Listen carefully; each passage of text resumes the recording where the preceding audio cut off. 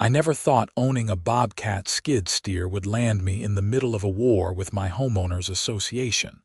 But there I was, watching Margaret Hutchins from my living room window as she marched up my driveway with a clipboard and the kind of determination that spelled trouble. My name is Stephen Owens, and I had lived in Meadowbrook Estates in Boulder, Colorado for 3 years. It was one of those planned communities where every house looked vaguely similar.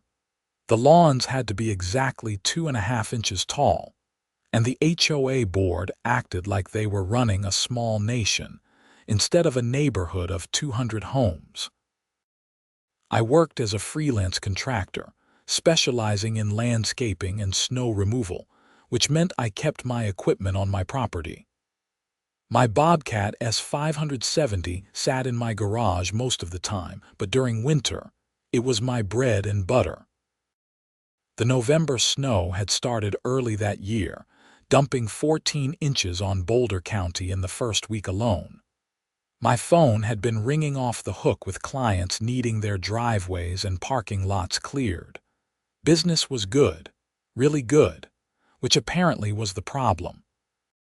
Margaret rapped on my front door hard enough that I thought she might break the glass. I opened it to find her standing there in her designer winter coat, her blonde hair perfectly styled despite the cold wind, and her face twisted in that particular expression of righteous indignation that only HOA board presidents seem to master.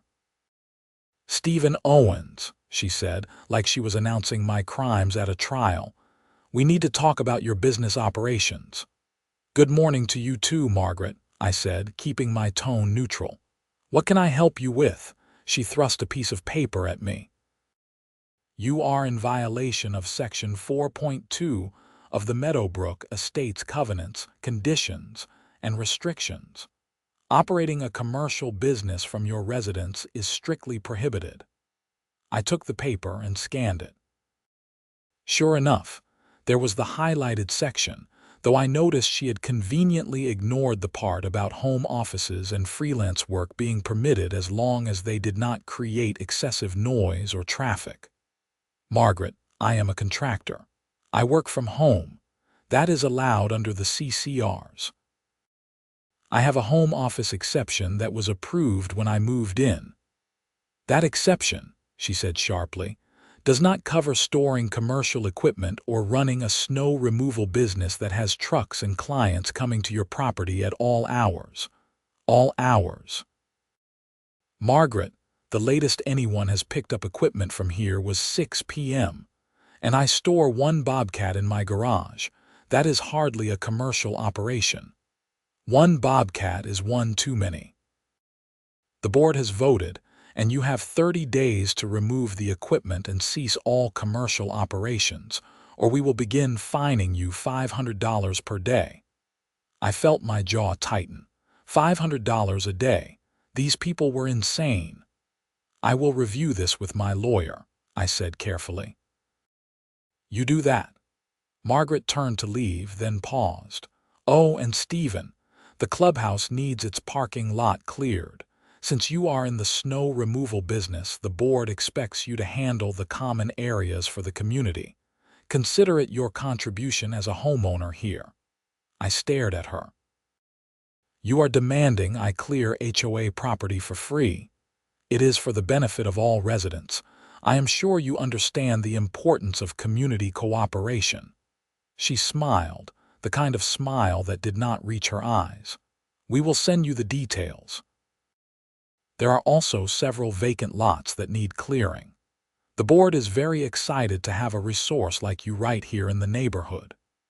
She walked away before I could respond, leaving me standing in my doorway with a cease and desist letter in one hand and complete disbelief in my chest. I called my lawyer, Tom Bradford, that afternoon. He had helped me with the purchase of my house and understood HOA law pretty well. "They cannot force you to provide free services," Tom said after I explained the situation. "That is completely outside their authority. As for the commercial business claim, you have that home office exception. Unless you are creating a genuine nuisance, they do not have grounds to revoke it. So what do I do? Send them a formal response declining to provide free snow removal services. As for the business operations, I will draft a letter citing your existing exception and the relevant case law. But Stephen, be prepared. HOA boards like this do not back down easily. They will make your life difficult if they can. That was an understatement. The next morning, I received an email from Margaret with a detailed schedule for snow removal services they expected me to provide. The clubhouse parking lot, 3 vacant lots scattered throughout the development, the community mailbox areas, the walking paths. She had mapped out an entire route and expected me to clear everything after each snowfall, starting immediately. The email ended with, "Failure to comply will be considered a violation of community standards and subject to fines." I forwarded it to Tom, who called me back within an hour. "This is harassment," he said flatly. "They are trying to bully you into either providing free labor or leaving the community. Do not do any of this work.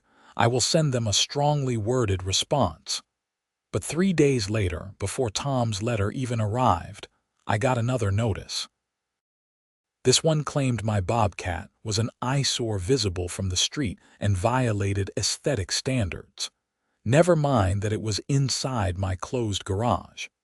Margaret had apparently driven by while I was loading it onto my trailer for a job and taken photos. Then came the notice about my trailer being parked in my driveway overnight, which apparently violated vehicle storage rules, even though half the neighborhood had boats and RVs in their driveways. Then a notice about the Bobcat's engine being too loud during early morning hours, though I never started it before 8 a.m. It was a paper assault, designed to overwhelm and frustrate me into submission. Each notice came with threatened fines ranging from $200 to $1,000. Tom sent his responses, firmly denying each claim and citing my rights under both the CCRs and Colorado state law. But the notices kept coming. The first real snow of December hit hard.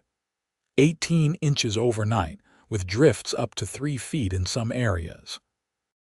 My phone started ringing at 5 a.m. with panicked clients. I spent the entire day out with my Bobcat, clearing parking lots and driveways all over Boulder. By the time I got home at 7 p.m., I was exhausted, cold, and ready for a hot shower and dinner. Instead, I found another note from Margaret taped to my door. "Stephen, as discussed, you are required to clear the HOA common areas. The clubhouse parking lot is completely impassable, and we have an important board meeting tonight. This is your final warning before fines are assessed."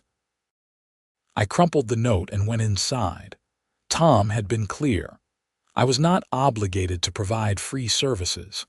They could hire a snow removal company like every other HOA in Colorado. My phone rang at 8 p.m. It was Margaret. "Stephen, the parking lot is still not cleared. Do you realize board members cannot access the clubhouse? Margaret, as my lawyer has informed your board, I am not providing free snow removal services. You need to hire a contractor. You are a contractor. You have the equipment. You are right here in the neighborhood. And you can hire me at my standard commercial rate, $250 an hour, 4-hour minimum." The silence on the other end was profound. "That is outrageous," she finally said. "That is my rate. That is what I charge every other client. If you would like to schedule services, you can book through my website like everyone else. The board will not pay for services that should be provided as part of your community obligation. There is no such obligation. Hire another company if you prefer." She hung up without another word. The next day, I received a notice of fine. $500 for failure to maintain community standards by refusing to assist with snow removal. another $500 for operating commercial equipment in a residential zone, another $250 for vehicle storage violations, $1,250 in fines for a single day. Tom was livid when I called him. This is harassment and retaliation. We are going to file a complaint with the state HOA office and pursue legal action. But Stephen, I need to warn you. This could get expensive and time-consuming. Are you prepared for that? I thought about it. The fines alone would bankrupt me in a month if they kept this up. Fighting it in court would cost thousands in legal fees. But backing down meant letting Margaret and her board bully me out of my home and my livelihood. I am prepared, I said. Let them try. The legal wheels started turning slowly. Tom filed a formal complaint with Colorado's Division of Real Estate, which oversees HOAs. He also sent a demand letter to the board threatening legal action if the harassment and invalid fines continued. We requested a hearing with the board to resolve the disputes. The hearing was scheduled for mid-December, giving Margaret and her allies 3 weeks to make my life even more miserable, and they took full advantage. Suddenly, my trash cans were being cited for being visible from the street, even though I brought them in the same day as pickup like everyone else. My holiday lights were too bright. My car was parked at the wrong angle in my driveway. They sent code compliance officers to photograph my property from every angle, looking for violations. The worst part was the neighbors. Margaret had started a whisper campaign, telling people I was fighting the HOA and driving up everyone's fees with legal costs. Some neighbors who had been friendly now avoided eye contact. One guy I used to have beers with told me I should just cooperate and stop making trouble. Only my next-door neighbor, an older man named Frank Delgado, offered support. "That woman is a menace," Frank told me over his fence one evening. "She tried this same thing with the previous owner of your house. Drove them out after 2 years. Do not let her win, Stephen." "I do not plan to, but this is getting expensive and exhausting. Document everything. Every interaction, every notice, every fine. You are going to need it." Frank was right. I started keeping a detailed log of every communication and violation notice. I took photos and videos of my property regularly to prove I was not violating any legitimate rules. I saved every email and text message. The hearing finally arrived on December 15th. It was held at the Clubhouse, in a conference room decorated with generic landscape photos and motivational posters about community. The 5 board members sat on one side of a long table, Margaret in the center, flanked by her allies. Tom and I sat on the other side. Margaret called the meeting to order with unnecessary formality. "We are here to address the ongoing violations and disputes regarding the property at 847 Pinecone Drive, owned by Stephen Owens. Mr. Owens, you have been cited for multiple violations of our community standards. Do you dispute these citations?" Tom answered before I could. "My client disputes every citation issued in the past 6 weeks. These are retaliatory and have no basis in the actual CCRs or Colorado law. Furthermore, the board's demand that Mr. Owens provide free snow removal services is completely outside your authority and constitutes harassment." Margaret's expression hardened. "The board has the authority to maintain community standards and ensure all residents contribute to the common good. The board has no authority to demand unpaid labor from residents," Tom shot back. "That is not in the CCRs, and it violates state law. My client has a legitimate home-based business that was properly approved. The vehicle and equipment storage is within guidelines. These citations are harassment, plain and simple." One of the other board members, a thin man named Robert Chen, spoke up. "What about the noise complaints? Multiple residents have reported hearing machinery at unreasonable hours. My client has documentation showing all equipment operation occurs between 8 a.m. and 6 p.m. within allowed hours. We have requested copies of these alleged complaints and received nothing. Produce the actual complaints with dates, times, and resident signatures, or withdraw the claims. Margaret shuffled papers. The complaints are here. We have 3 residents who have signed statements about excessive noise. May we see them? Tom asked. She hesitated, then passed over photocopied sheets. I recognized 2 of the 3 names immediately. They were both on the HOA board's architectural review committee. The third was Margaret's next-door neighbor. Not exactly unbiased sources. Tom pointed this out. These are not independent complaints. 2 of these people work directly with the board. This is a coordinated harassment campaign, and we have documentation to prove it. The hearing went on for 90 minutes. Tom systematically dismantled every claim the board made, citing specific sections of the CCRs and Colorado statutes. Margaret grew increasingly red-faced and flustered. The other board members started looking uncomfortable. Finally, Tom laid out our position. Here is what is going to happen.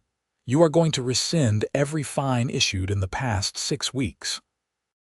You are going to acknowledge in writing that Mr. Owens's home office and equipment storage are compliant with community rules, and you are going to cease any further harassment.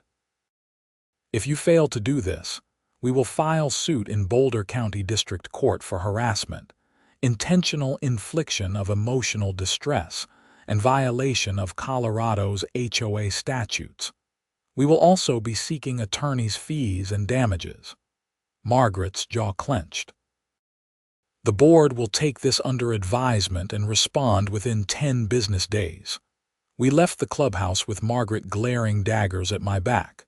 That went well, Tom said once we were outside. But do not expect them to cave easily. People like that hate backing down. He was right. 5 days later, I received the board's response. They agreed to rescind about half the fines, the ones that were most obviously bogus. But they maintained the ones related to commercial business operations and demanded I cease using my Bobcat for any commercial purposes within the community. They also included a new demand. If I wanted to keep operating my business, I needed to help maintain the common areas during winter as a goodwill gesture to rebuild community trust. They were still angling for free labor. Tom immediately drafted a response rejecting their offer and reiterating our previous demands. He also began preparing to file suit. But then, another massive snowstorm hit Boulder. This one was worse than the previous storms combined. 24 inches in 36 hours with high winds creating drifts up to 5 feet. The entire city ground to a halt. Schools closed. Businesses shut down.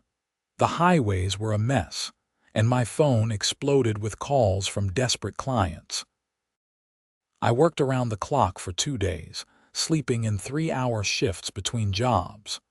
The Bobcat was perfect for these conditions, powerful enough to push through the deep, heavy snow that buried everything. I made more money in those 2 days than I usually did in 2 weeks.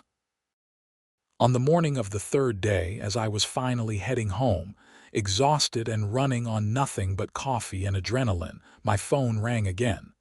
I did not recognize the number, but I answered anyway. "Is this Stephen Owens?" A woman's voice, older, uncertain.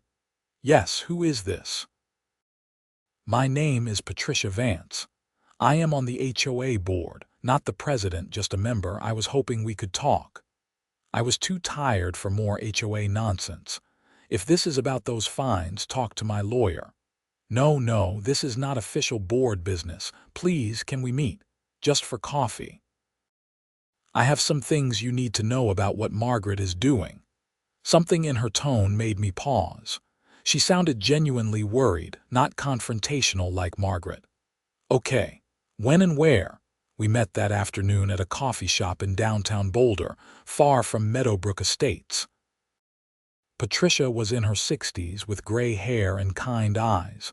She looked nervous as I sat down across from her. "Thank you for meeting me," she said. "I need you to understand I did not vote for any of this. I have tried to talk sense into Margaret, but she does not listen. So why are you here?" Patricia took a deep breath. "Because what Margaret is doing is wrong, and it is about to get worse. She is planning to use the HOA's emergency powers to have your Bobcat towed and impounded as a nuisance. She has already contacted a towing company and gotten a quote." I felt cold anger wash over me. She cannot do that. That is theft. She thinks she can, under the emergency nuisance provisions in the CCRs.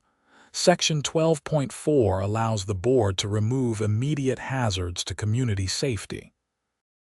She's going to claim your equipment is blocking emergency access or something similar. That is insane. My Bobcat is in my garage. I know.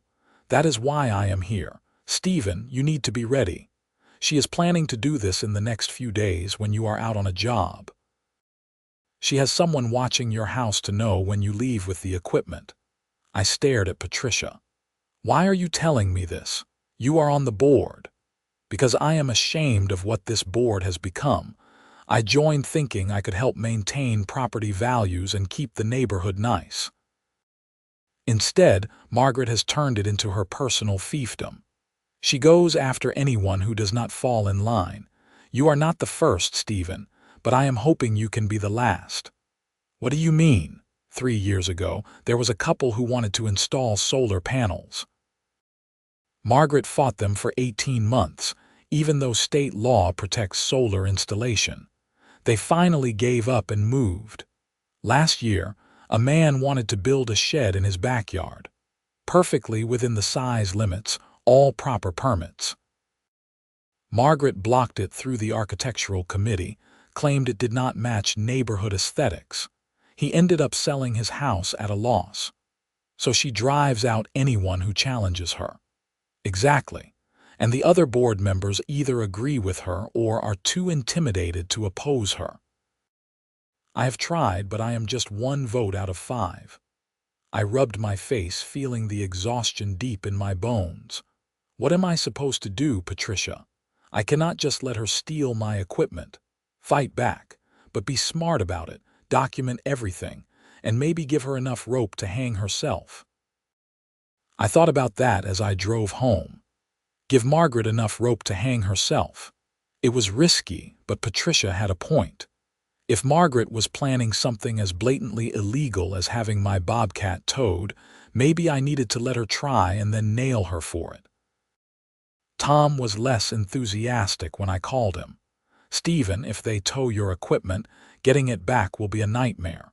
Even if it is illegal, you will be out thousands in storage fees and lost business while we fight it in court. So what do you suggest?" "We could get a temporary restraining order preventing them from taking any action against your property while the dispute is ongoing." "How long will that take?" "We could file for an emergency hearing. Maybe a week, possibly less. And in the meantime, they could still tow it." That is the risk. I made a decision. File for the restraining order, but I am also going to have a conversation with Margaret. On the record. The next day, I sent Margaret an email requesting a meeting to discuss the ongoing disputes. She agreed immediately, probably thinking I was ready to surrender. We met at the clubhouse that evening. I brought my phone and, with her knowledge, recorded the conversation. "I am glad you are finally ready to be reasonable," Margaret said as we sat down in the same conference room where the hearing had been held. "I want to understand what you are asking of me," I said calmly. "You want me to stop operating my business from my home. I want you to stop creating a commercial nuisance in a residential neighborhood. The equipment, the noise, the traffic, it is not appropriate." And you want me to provide free snow removal for the HOA common areas, she smiled. I think it would be a generous community contribution. A way to show you are invested in Meadowbrook Estates. So let me get this straight. You want me to stop making money with my business but also do free work for the HOA? I would not put it that way. How would you put it? I would say we are asking you to be a good neighbor and follow the rules like everyone else.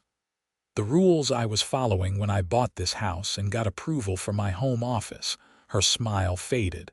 That approval is under review. Under what grounds? The board has broad discretion to interpret and enforce the CCRs as we see fit. I kept my voice level. Margaret, what if I refuse? Then you will continue to receive fines, and if necessary, the board will take additional action to protect the community. What kind of additional action?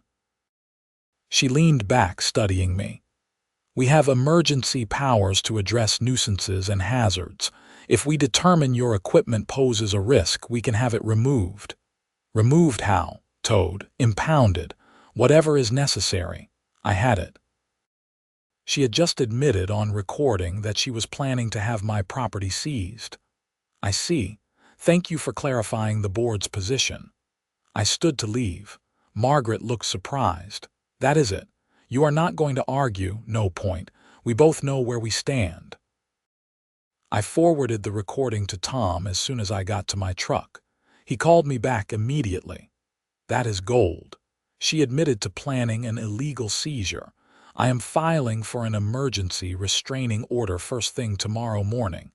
How fast can you get it? If I can get in front of a judge tomorrow, we might have it by end of day. Do not let that Bobcat out of your sight until then. But fate had other plans. At midnight, my phone rang with an emergency. A client in Louisville, 20 minutes away, had a pipe burst in their building. The parking lot was flooding and starting to freeze. They needed the lot cleared immediately so plumbers could access the building. It was a significant client, one who provided regular work year-round. I could not say no. I loaded up the Bobcat at 12:30 a.m. and headed out. The job took longer than expected because the water kept refreezing as fast as I could clear it. By the time I finished and headed home, the sun was coming up. I turned onto my street at 6:45 a.m. and immediately saw the tow truck in my driveway. I hit the gas, my trailer rattling behind me as I accelerated. The tow truck driver was hooking chains to my equipment trailer, which I had left parked beside my garage. Margaret stood on my front lawn with another woman I recognized as Amanda Simpson, another board member. I pulled up, blocking the tow truck in, and jumped out. What the hell do you think you are doing? The tow truck driver, a heavy guy in his 40s with a bushy beard, looked uncomfortable. Madam here says this is abandoned property and needs to be removed. It is not abandoned. It is my trailer on my property. You are stealing my equipment. Margaret stepped forward. This trailer is in violation of HOA regulations regarding vehicle storage. As board president, I am authorized to have it removed. You are not authorized to steal my property. That is called theft. It is enforcement of community standards. The hell it is. I pulled out my phone. I am calling the police. Go ahead, Margaret said coolly. We are well within our rights. I dialed 911 and explained the situation. The dispatcher said officers were on the way. The tow truck driver unhooked his chains. Look, I am not getting in the middle of this. You folks can figure it out when the cops get here. You will wait, Margaret snapped. We have a contract. Lady, if this is a civil dispute, I am out. I am not towing someone's property if they are standing right here claiming theft. He got in his truck and left. Margaret's face turned an impressive shade of red. You cannot do this, Stephen. The board has voted. The board does not have the authority to seize my property. That is theft, Margaret. Actual criminal theft. Two Boulder County Sheriff's deputies arrived 10 minutes later. I showed them my registration for the trailer and title for the Bobcat. I explained the HOA dispute. Margaret showed them the board resolution authorizing the removal of my illegally stored commercial vehicle. The older deputy, a woman named Deputy Ramirez, read through both sets of documents. Then she looked at Margaret. "Madam, this is not an HOA enforcement matter. This is a civil property dispute. You cannot just take someone's registered vehicle without going through proper legal channels." But the HOA rules clearly state, the HOA rules do not override property rights and vehicle registration law. If you have a dispute about where this trailer can be parked, you need to pursue it through civil court or your HOA's proper hearing process. You cannot seize it. This is ridiculous. He is in violation. The deputy's expression hardened. "Madam, if you attempt to have this vehicle towed again without a court order, you will be charged with theft. Do you understand?" Margaret sputtered but finally nodded. After the deputies left, Margaret turned to me with pure venom in her eyes. "You have made a powerful enemy, Stephen Owens." "I just want to live in my house and run my business, Margaret. You are the one who made this a war."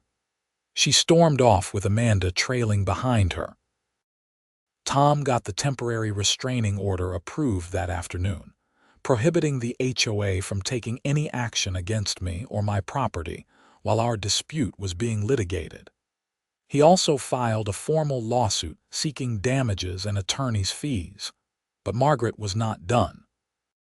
If anything, the failed towing attempt seemed to have made her more determined. The next week, I received a notice that the board was holding a special assessment vote. They wanted to charge every homeowner in Meadowbrook Estates an additional $3,000 to cover emergency snow removal costs, since I had refused to help with the common areas. It was a transparent attempt to turn the entire neighborhood against me, and it partially worked. I started receiving angry emails and phone calls from neighbors demanding to know why I would not just clear the HOA lots and save everyone $3,000. Frank Delgado helped me draft a response that I posted on the community Facebook page, laying out the facts. I had offered to clear the lots at my standard commercial rate. The board had refused and demanded free labor. Their attempt to charge everyone $3,000 was retaliation for me refusing to be bullied. Some people got it. Others did not. The neighborhood was becoming divided, which was exactly what Margaret wanted. Then the big storm hit. Colorado was about to experience what meteorologists were calling a historic winter weather event. The forecast showed a massive system moving in from the Pacific, set to dump up to 3 feet of snow on the Boulder area over 4 days in late December. The entire state went into preparation mode. Stores sold out of shovels, salt, and supplies. Schools pre-canceled classes. The governor declared a preemptive state of emergency. My phone rang constantly with clients booking emergency clearing services. I worked out a schedule to hit my regular accounts and lined up several contractors with snowplows to help handle the overflow. 3 days before Christmas, the storm arrived. It started as light snow Christmas Eve morning but quickly intensified. By noon, it was coming down at 2 inches per hour. The wind picked up, creating whiteout conditions. I spent the day hitting my priority clients, businesses that needed access for security and emergency systems. The Bobcat performed beautifully, punching through snow that was already 2 feet deep in places. When I finally made it home that night, my street was nearly impassable.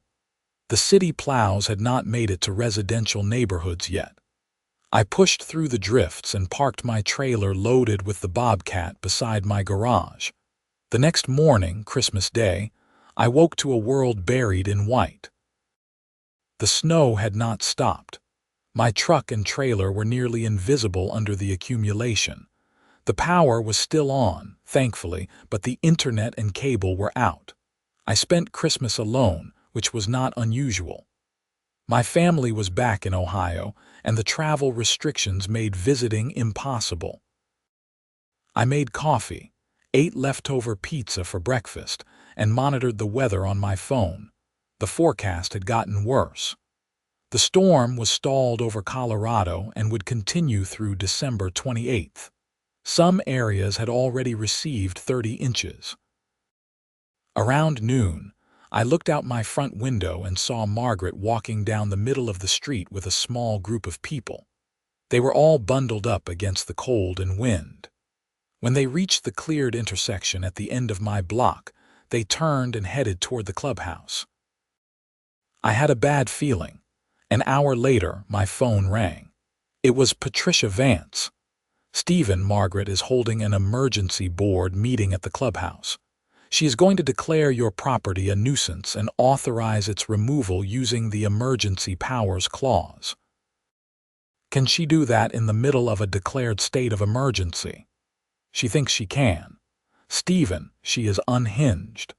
This storm has her convinced that your refusal to help with snow removal is putting lives at risk. She has been telling people that ambulances cannot get through to the clubhouse, that it is a safety hazard. That is insane. The city is responsible for emergency routes, not individual homeowners." I know. "But 3 board members are there with her, and they are scared enough to vote for anything. You need to stop this." I looked outside at the blizzard conditions. "Patricia, I cannot even get to the clubhouse in this weather. Then she's going to get her way." I hung up and immediately called Tom. His phone went to voicemail. I tried 3 more times before remembering he was in Arizona visiting family for Christmas. He had told me he would have limited availability. I was on my own. I sat in my living room, watching the snow pile higher, and thought about my options. The restraining order prohibited the HOA from taking action against my property. If Margaret violated it, she would be in contempt of court. But getting that enforced in the middle of a blizzard during a state of emergency would be nearly impossible. She knew that. She was counting on it. The anger that had been building for weeks suddenly crystallized into something cold and focused. Margaret wanted to play games. Fine. I would play. I put on my winter gear, went out to my garage, and fired up the Bobcat. The machine roared to life, diesel engine rumbling reassuringly. I had equipped it with the snow pusher attachment, a 12-foot blade perfect for moving massive amounts of snow quickly. I pulled out of my garage into the continuing storm and started clearing my driveway. Then I cleared my entire cul-de-sac, then the street leading out of my neighborhood section. I worked methodically, creating neat windrows of snow along the curbs, and then I turned toward the HOA's vacant lots. Meadowbrook Estates had 3 vacant lots scattered through the development. These were parcels the developer had not built on yet, kept as green space and future development opportunities. They were located on the edges of the community, backing up to open space. I knew exactly where they were because Margaret had listed them in her demands for me to clear. The first lot was 2 streets over. I pushed through the unplowed streets, the Bobcat handling the deep snow like it was nothing. When I reached the lot, I started clearing it methodically. But instead of pushing the snow to the edges like normal, I pushed it all toward the street side of the lot, creating a massive berm.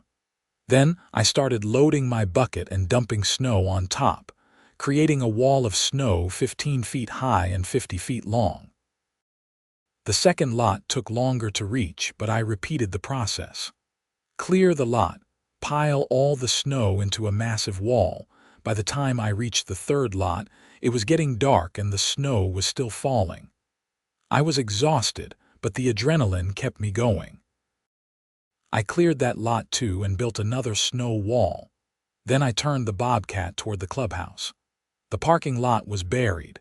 3 feet of snow, maybe more, with drifts reaching the first-floor windows. The building itself was dark except for a few emergency lights. I could see several cars in the lot, nearly invisible under the snow. The board members who had attended Margaret's meeting were apparently stuck there. Perfect.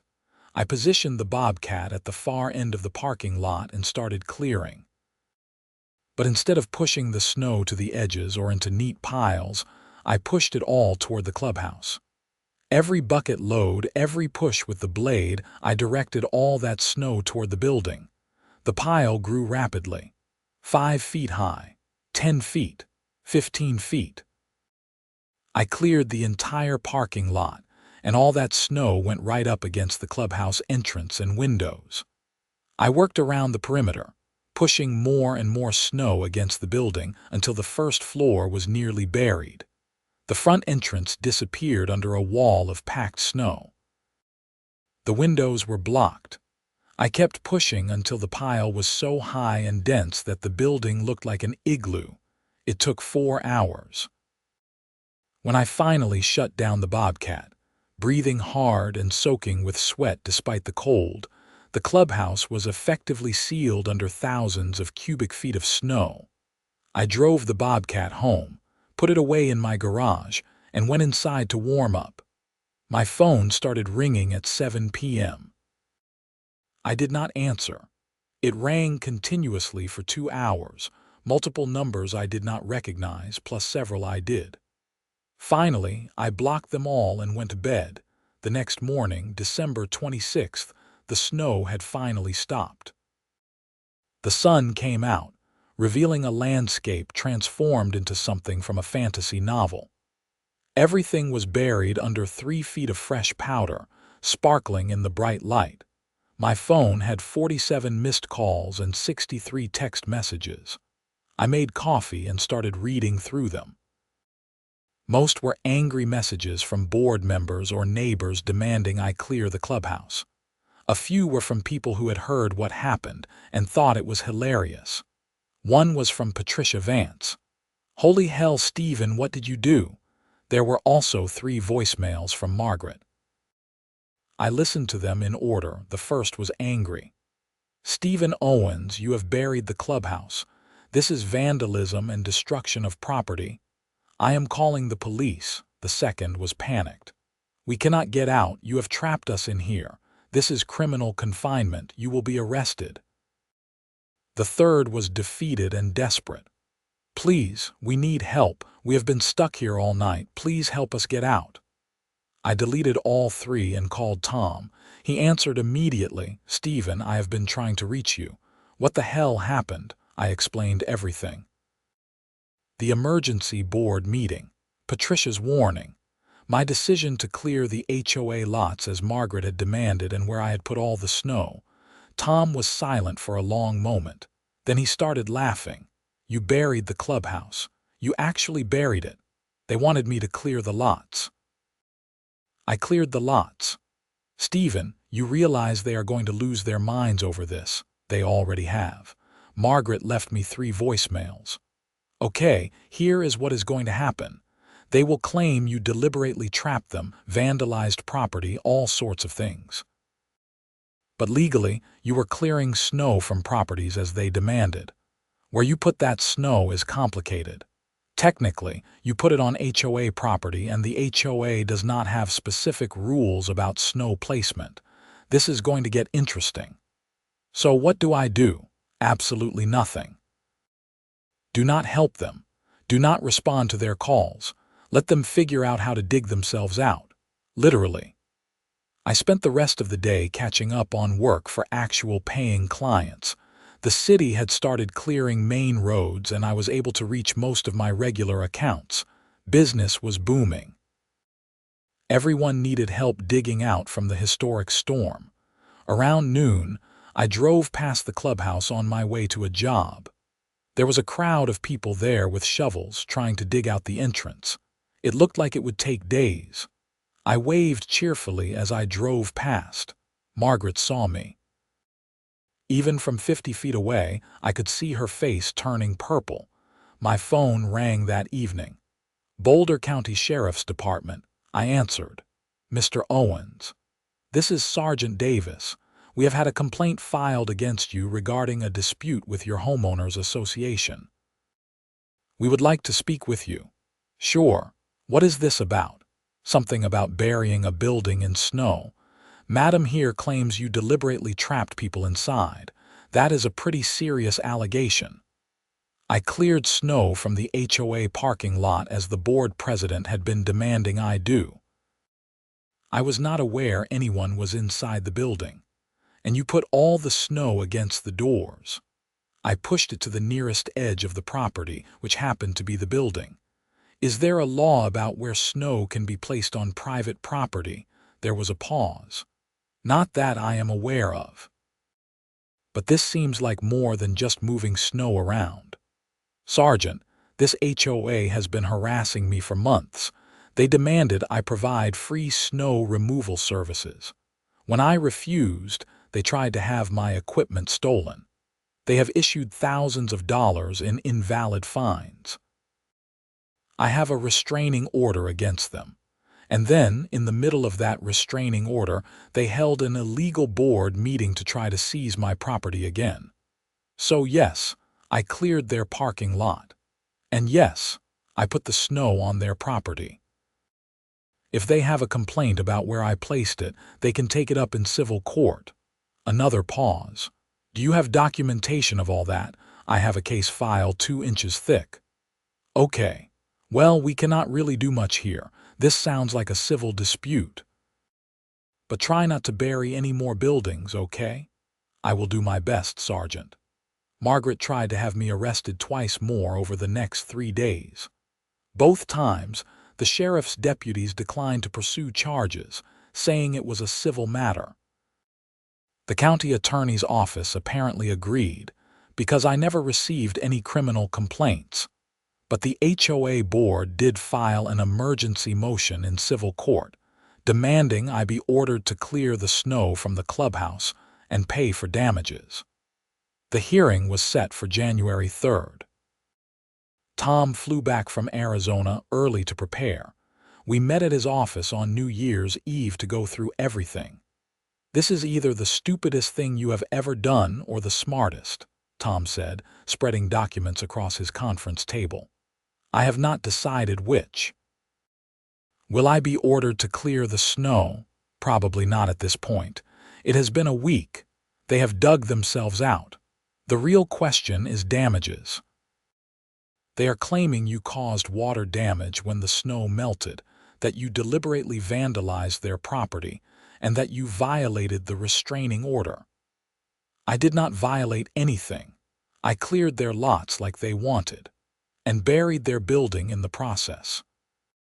A judge might see that as malicious compliance. Or I might see it as a homeowner taking initiative to help his community during an emergency, I suggested. Tom grinned. I like how you think, but this is going to be a tough sell. The hearing on January 3rd was held in Boulder County District Court before Judge Harold Kensington, a man in his 60s with a reputation for no-nonsense rulings. Margaret attended with the HOA's lawyer, a sharp-looking woman named Rebecca Torres. I sat with Tom, trying to look responsible and professional. Judge Kensington read through the filings, then looked up at us over his reading glasses. Let me make sure I understand this correctly. Miss Hutchins, your HOA board has been demanding Mr. Owens provide free snow removal services. Rebecca Torres answered. Your Honor, the board simply asked Mr. Owens to contribute to community maintenance during the emergency. Asked or demanded, they strongly encouraged him to help, given that he has the equipment and expertise. And when he refused, the board assessed fines for failure to maintain community standards. Even though Mr. Owens has no contractual obligation to provide snow removal services, Torres hesitated.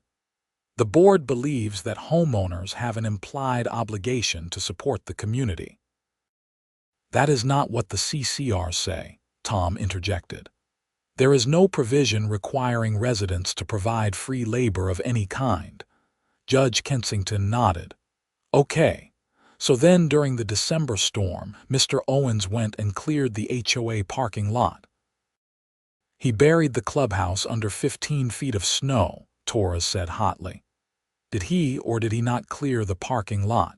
Technically, yes, and he placed the snow on HOA property, against the building, blocking all entrances and windows. The judge looked at me. Mr. Owens, why did you do that? I stood.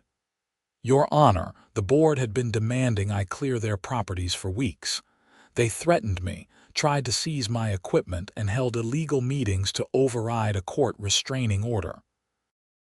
During the storm, I decided to clear the lots as they had asked. The parking lot at the clubhouse was completely buried, so I cleared it. I pushed the snow to the nearest edge of the property, which was the building. I did not know anyone was inside. You did not know there were cars in the parking lot. Your Honor, everything was under 3 feet of snow. I could not see cars. I was just moving snow. Judge Kensington almost smiled. So you cleared the lot that the HOA had been demanding you clear and put the snow on HOA property? Yes, Your Honor. And Miss Torres, you are claiming this was vandalism. He deliberately trapped people inside the building. Several board members were stuck there overnight. Were they injured? No, but they were distressed. I imagine they were. The judge leaned back. Here is my ruling. Mr. Owens technically complied with the requests to clear snow from HOA property. Where he placed that snow is unusual, but I see no law or regulation that was violated. The HOA has not demonstrated that Mr. Owens knew people were inside, and without intent, there is no false imprisonment or criminal confinement. As for property damage, the HOA has failed to provide evidence that the snow directly caused any harm beyond normal winter conditions. Torres stood quickly.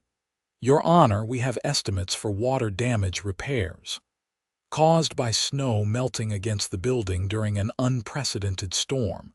You have not proven that damage would not have occurred anyway. Motion denied. Margaret actually gasped, but the judge was not done. Furthermore, I am troubled by the pattern of harassment demonstrated by this HOA board. Mr. Owens has provided extensive documentation of retaliatory fines, attempted theft of property, and violation of a court order. Miss Torres, I am putting your client on notice. Any further action against Mr. Owens without clear justification will result in sanctions. Do I make myself clear? Yes, Your Honor, Torres said stiffly. As we left the courthouse, Tom was practically bouncing. That was perfect, better than I could have hoped for. The judge basically told them to back off or face consequences. So it is over? Not quite.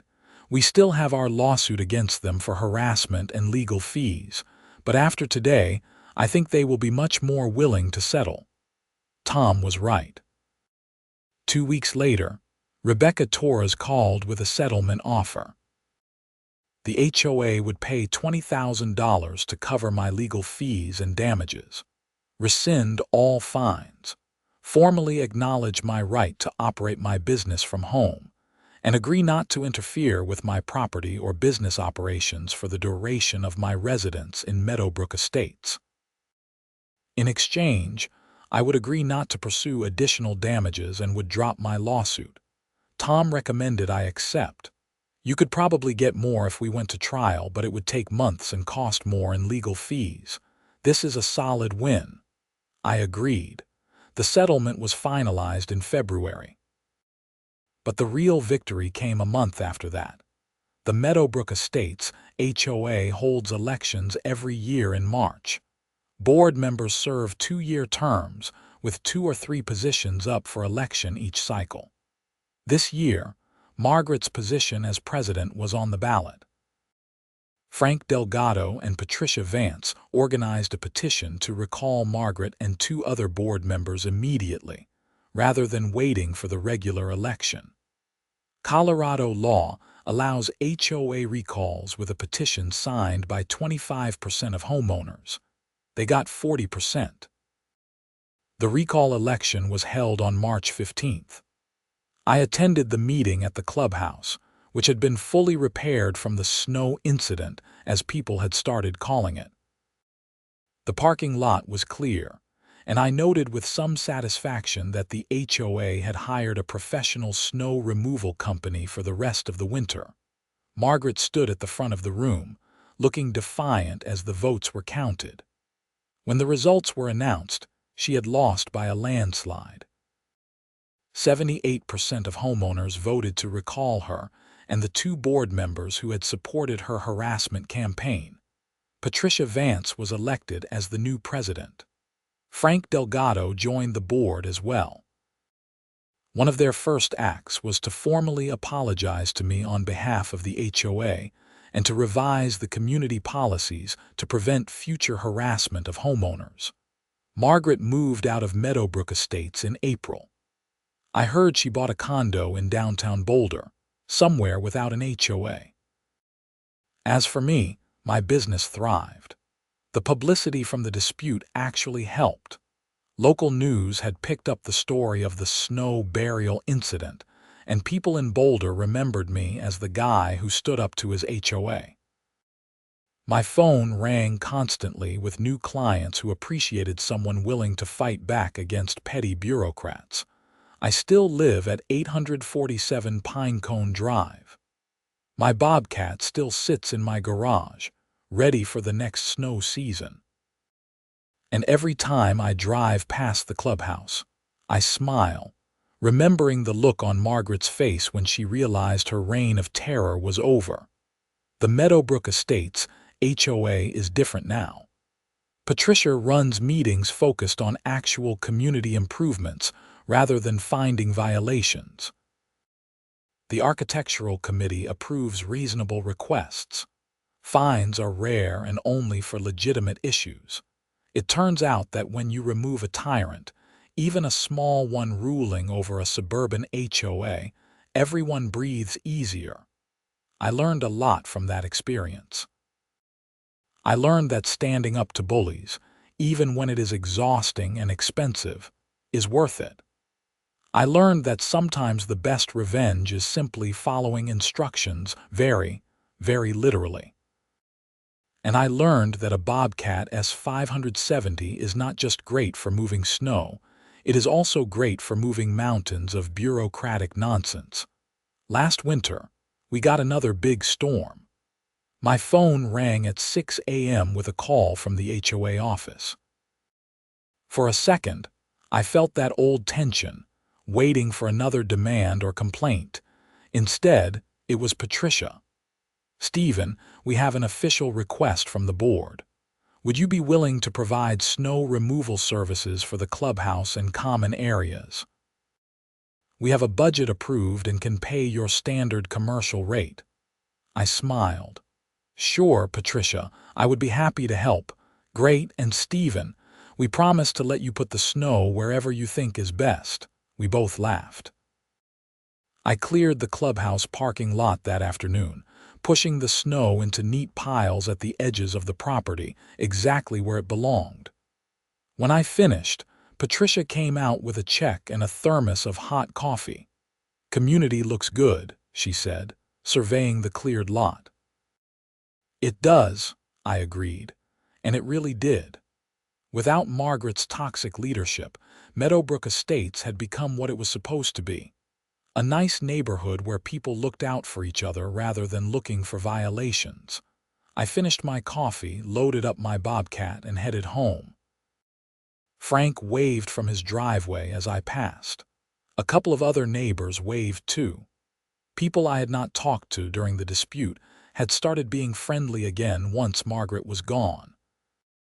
That evening, I sat in my living room with a beer, looking out at my street covered in fresh snow, and felt genuinely content for the first time since moving to Colorado. I had my home, my business, and my peace of mind. Everything Margaret had tried to take from me. The legal settlement money had gone into upgrading my equipment. I bought a new snow pusher attachment and had the Bobcat serviced professionally. Business was better than ever. I had even hired a part-time assistant to help during peak season. Life was good. A few weeks later, I got a strange message on my business Facebook page. It was from someone named Jennifer Lawson, who lived in a different HOA community across Boulder. "Mr. Owens, I saw the news stories about your situation last year. I am having similar problems with my HOA board. They are demanding I remove my home business and threatening fines. Would you be willing to share your lawyer's contact information?" I sent her Tom's information and wished her luck. Over the next few months, I got more messages like that. People fighting their HOAs, looking for advice or just support. I started a Facebook group called Colorado HOA Survival to help connect people dealing with abusive boards. It grew to 300 members in 6 months. Tom ended up specializing in HOA law after my case. He took on several similar disputes and won most of them. Apparently, abusive HOA boards are common enough that fighting them became a viable legal practice. Patricia asked me to speak at a regional HOA conference in Denver about building positive community relations. I almost declined, feeling like I was the last person qualified to talk about that, but Frank convinced me to do it. "You have a unique perspective," he said. "You went through hell and came out the other side. People need to hear that it is possible to stand up for yourself and win." So I went to Denver and gave a 20-minute talk about my experience. I focused on the importance of documenting everything, knowing your rights under the CCRs and state law, and not being afraid to fight back against harassment. The room was full of HOA board members and property managers. I expected hostile reception, but instead, most people were nodding along. Several came up afterward to thank me and share their own stories of dealing with difficult board members or overly aggressive presidents. One woman, an HOA manager from Colorado Springs, summed it up perfectly.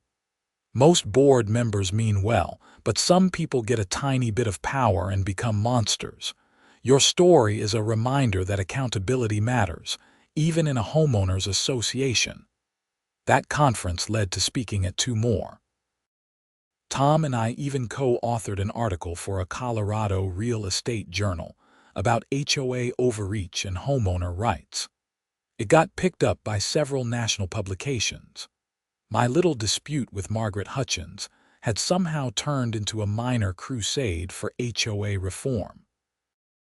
Colorado's legislature even introduced a bill the following year to strengthen homeowner protections against abusive HOA practices. The bill required better documentation of violations, limited fines for first-time offenses, and made it easier for homeowners to challenge board decisions. It did not pass that session but was reintroduced the next year with broader support, all because I refused to let my HOA steal my Bobcat and pushed some snow where they did not want it. Sometimes I wonder what Margaret thinks about all this. Does she know her petty tyranny sparked a movement? Does she understand that her attempt to control and bully one homeowner ended up costing her everything she wanted to protect? Probably not. People like Margaret rarely develop that kind of self-awareness, but I do not spend much time thinking about her anymore. I am too busy living my life, running my business, and enjoying my home in a community that finally feels like a real neighborhood instead of a dictatorship. The Bobcat sits in my garage, ready for the next winter. And when the snow falls, I still smile, remembering that epic storm and the day I buried a clubhouse in 15 feet of snow. Best snow removal job I ever did.